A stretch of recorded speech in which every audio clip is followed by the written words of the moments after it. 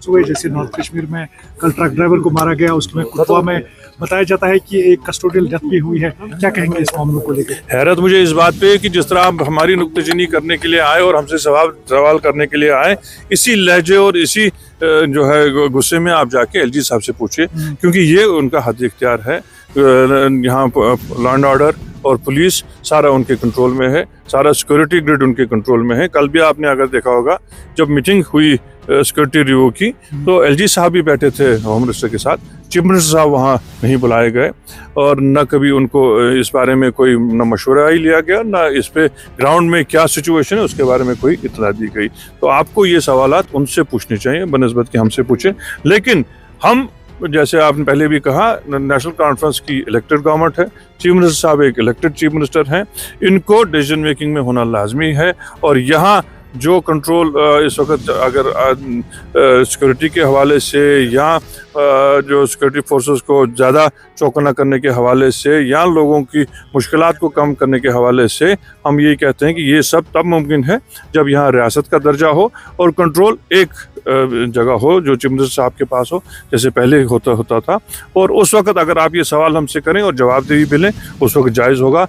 आज मैं भी आपके साथ इसी तरह खड़ा हूँ कि हम इसके बारे में जो है अफसोस कर सकते हैं, इसके बारे में बहुत तशवीश है, लेकिन सरकार ने ये फैसला किया है कि इसके बारे में एक मजिस्ट्रियल इंक्वायरी होनी चाहिए और उसके बाद जो कसूरवार पाया जाए उसके खिलाफ कार्रवाई जरूर तो होगी। कहीं ना कहीं आप में भी काफ़ी ज़्यादा कंट्राडिक्शन है। कहीं एक जो लीडर्स आपके हैं वो तो 370 की मांग कर रहे हैं, आप स्टेटहुड की, कोई खुलकर नहीं बोल रहा है क्योंकि एम्बिग्यूटी एंड वीक रेजोल्यूशन वो बोल रहा है कि उन्होंने पास किया था असेंबली। आप इसको किस तरह से लेंगे? आज के सिचुएशन जो ये है, ये कंट्रोल के हिसाब से, ये आपका पुलिस और लॉ एंड ऑर्डर किसके हाथ में है और क्या सिक्योरिटी फोर्सेस किसके सामने जवाब देगी उसके बारे में।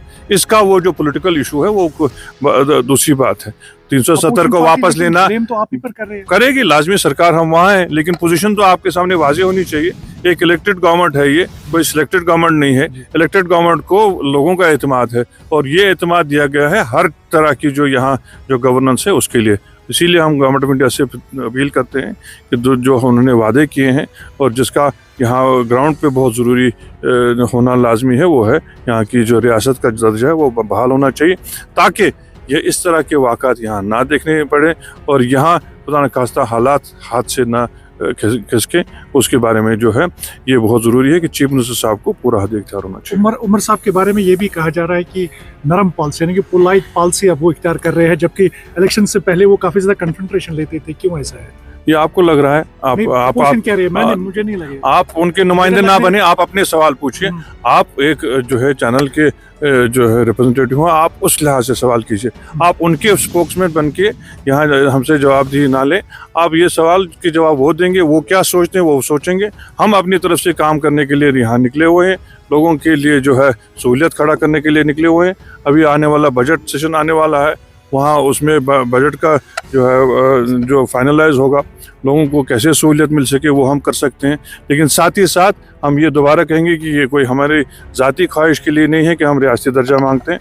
हम इसलिए चाहते हैं कि यहाँ इस किस्म के वाक़ात ना हो, खुदा न खास्ता और ऐसी जो है बेगुनाह जाने जो है वो ज़ाया ना हो, और उसके खमियाजा में जिस तरह से पकड़ दकड़ का सिलसिला शुरू हुआ है वो यहाँ ना हो। इस सिलसिले में एक ही कंट्रोल रहे और वो इलेक्टेड चीफ मिनिस्टर साहब के पास रहे, वो हमारी